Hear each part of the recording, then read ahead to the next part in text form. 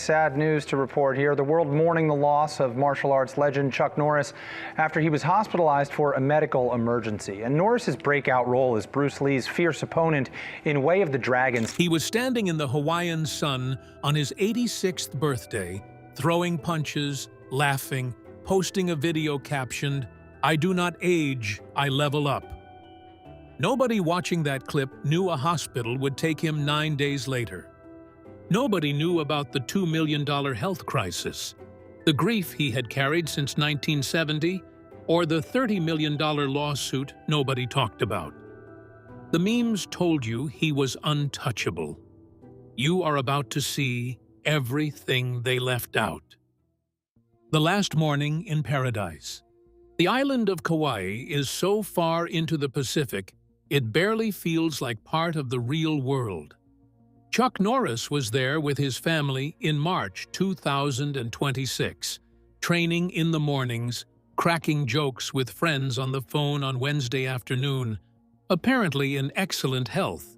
But suddenly, by Thursday morning, he was in the hospital, and the same day, he was dead. The family statement was just 3 sentences long. It is with heavy hearts that our family shares the sudden passing of our beloved Chuck Norris yesterday morning. While we would like to keep the circumstances private, please know that he was surrounded by his family and was at peace. No cause of death was given. No medical explanation was offered. Just a deliberate wall of privacy that the public could press against but could not pass. The full family statement then continued. To the world, he was a martial artist, actor, and a symbol of strength. To us, he was a devoted husband, a loving father and grandfather, an incredible brother, and the heart of our family. He lived his life with faith, purpose, and an unwavering commitment to the people he loved. We know many of you had heard about his recent hospitalization, and we are truly grateful for the prayers and support you sent his way. As we grieve this loss, we kindly ask for privacy for our family during this time. What made the loss feel so impossible was the evidence sitting on his own social media page. On March 10th, his 86th birthday, Chuck had posted a clip of himself sparring with a trainer in the Hawaiian sun, captioning it, "Nothing like some playful action on a sunny day to make you feel young. I am grateful for another year, good health, and the chance to keep doing what I love. Thank you all for being the best fans in the world." The internet responded exactly as it always had with Chuck Norris. Millions of people watched the clip and agreed, collectively and instinctively, that ordinary rules simply did not apply to this man. The gap between that video and the grief announcement is 9 days. It is one of the shortest and most devastating distances in recent pop culture memory. The birthday video told one story. His body had been telling a very different one for years, and the family had already spent $2 million trying to keep the ending from arriving early. The man who trained until the end, and then didn't. The health crisis that nearly destroyed the Norris family did not begin in Hawaii. It began in 2012 in a California hospital, and Chuck Norris was not the patient. He was standing beside the bed watching his wife Gina deteriorate from something nobody initially understood. Gina had undergone routine MRI scans using a contrast agent called gadolinium, a heavy metal injected to improve image clarity. What followed was catastrophic. She developed debilitating bouts of pain and a burning sensation across her entire body. Cognitive deficits, kidney damage, difficulty breathing, and a loss of energy so severe she could barely function. Chuck described what he witnessed to CBS News in terms that stripped away every trace of the indestructible image he had spent decades building. He said, "Nothing is going on here. She is dying. She is dying right in front of me at this hospital." The Norrises installed a hospital-grade hyperbaric unit in their home. Gina underwent approximately 120 hyperbaric dives.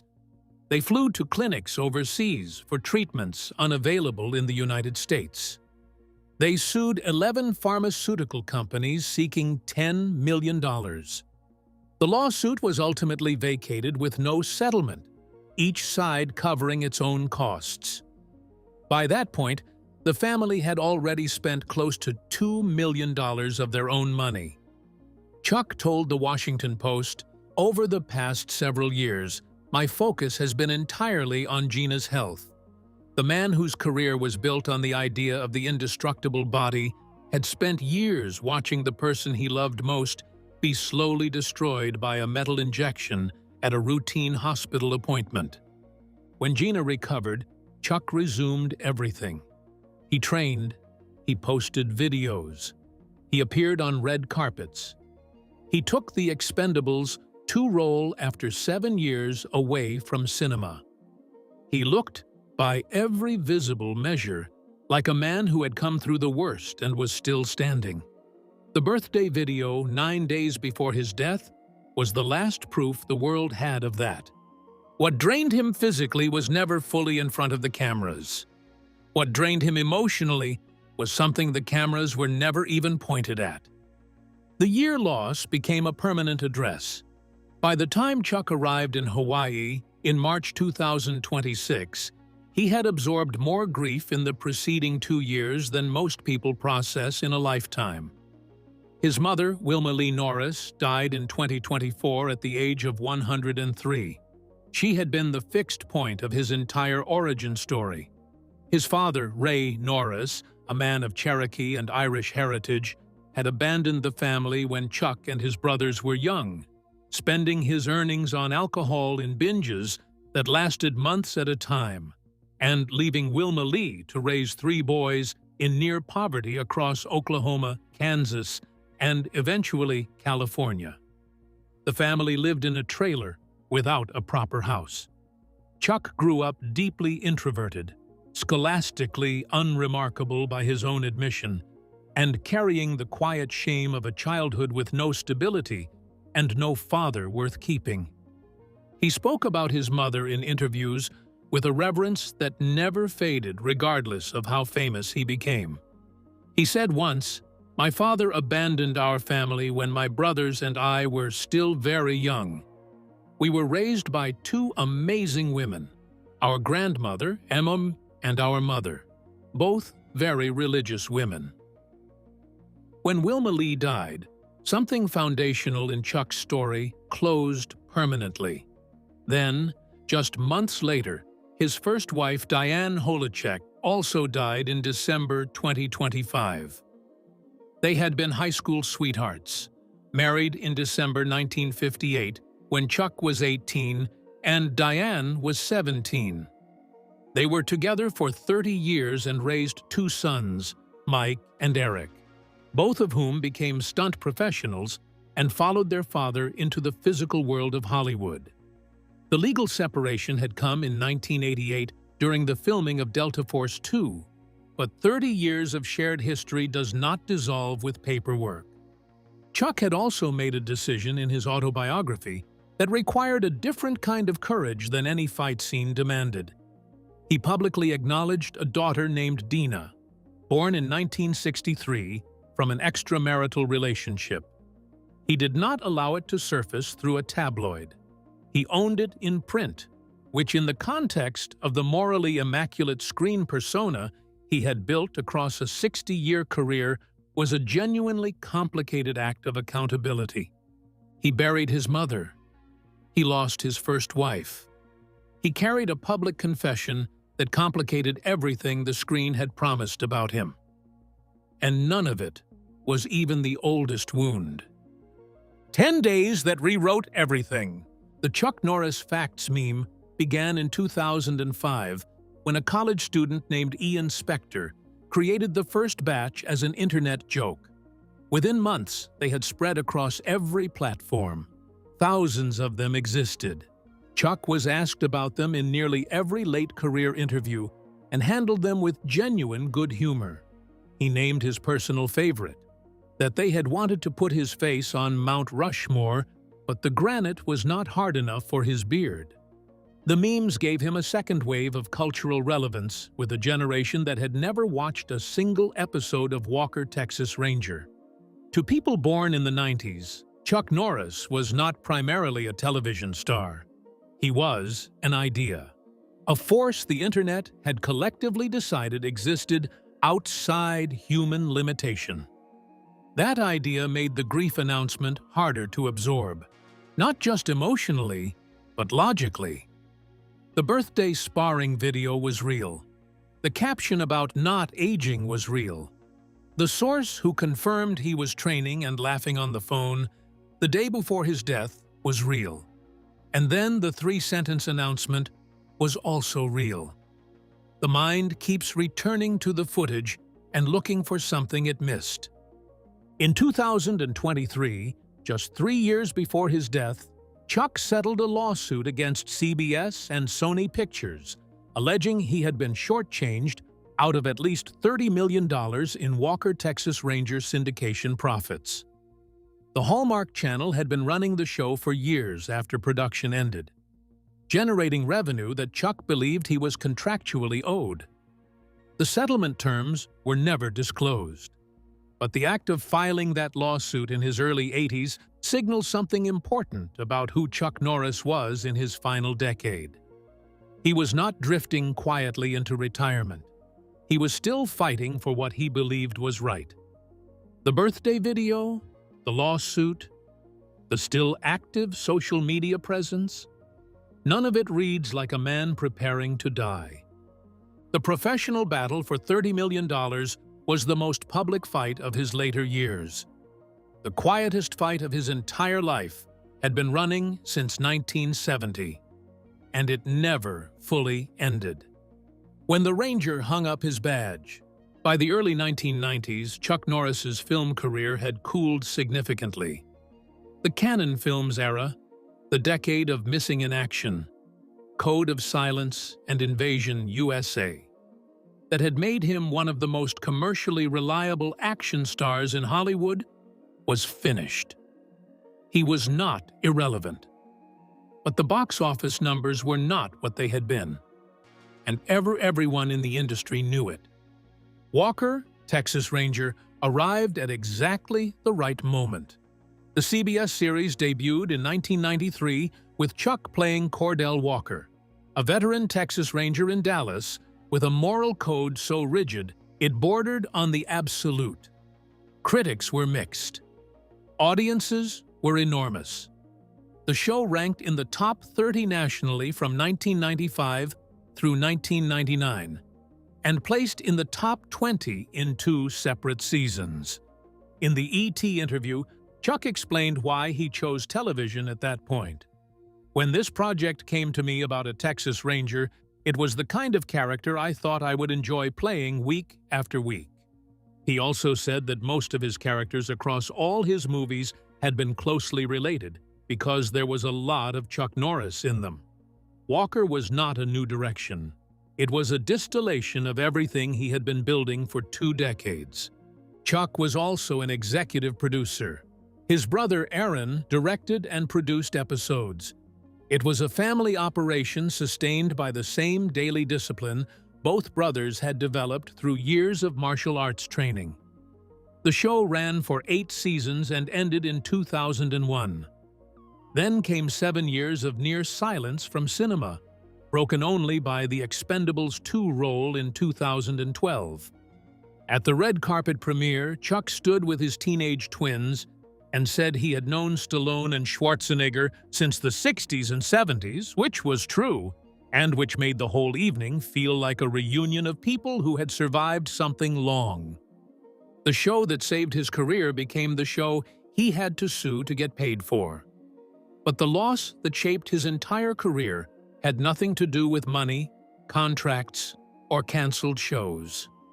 The friend he outlived by 53 years, Bruce Lee, died on July 20th, 1973. He was 32. Chuck was 33. The cause was cerebral edema, a swelling of the brain attributed to an allergic reaction to a painkiller. He died in Hong Kong, weeks before Enter the Dragon reached American cinemas.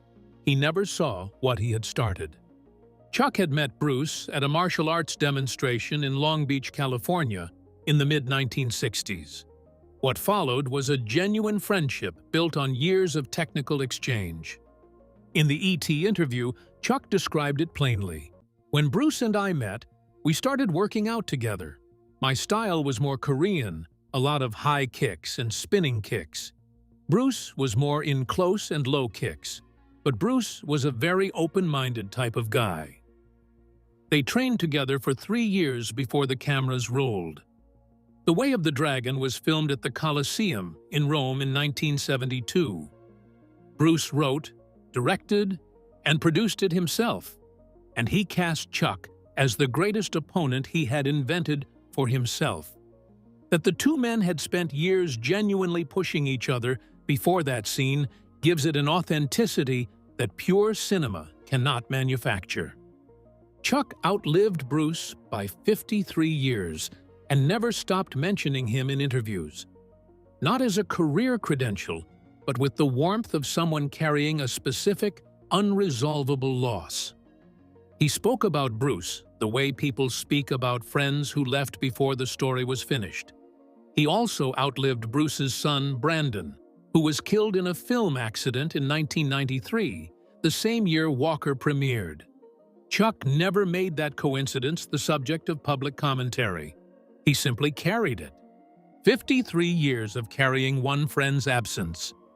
And yet the loss that lived deepest in Chuck Norris, the one that quietly shaped the most personal films of his career, belonged to his own blood.